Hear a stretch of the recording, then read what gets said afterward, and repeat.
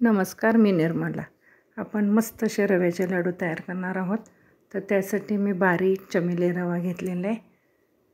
एका कढईमध्ये आपण 1 चमचा तूप घालून घेऊया.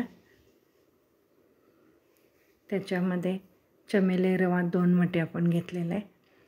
मस्त असं बारीक गॅसवरती भाजून घ्यायचा. छान असा भाजून घ्यायचा. सतत हलवत राहायचा. त्याच्यामध्ये अर्ध भाजून झाल्यानंतर पुन्हा 1 चमचा तूप घालून घ्यायचा.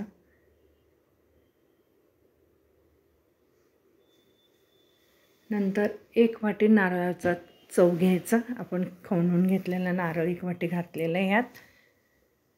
नंतर हे मिश्रण पूर्ण भाजून घ्यायचं.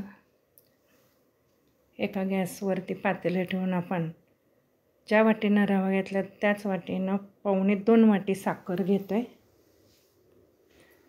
त्यामध्ये त्याच वाटीनं अर्धी वाटी पाणी घेतलं. पाक करून घ्यायचा आपण. 5 मिनटामध्ये पाक तयार होतो.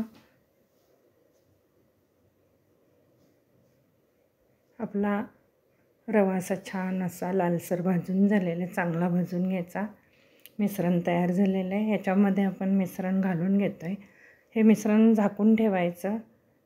कडक होतं थोडंसं. नंतर गरम करून थोडंसं भांडं जर काढलं तर लगेच निघतं.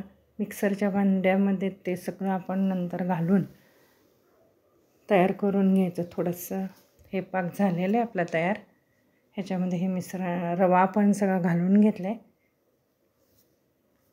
रवा घालून हलवून घ्यायचा. झाकून ठेवायचा. वेलची पावडर घेतली 1 चमचा. नंतर याचं मिश्रण तयार होतं. आपण हे मिक्सरमधनं काढून घेतलेलं आहे आणि नंतर आपण हे लाडू वळून घेतले. छान असे मऊ लाडू होतात.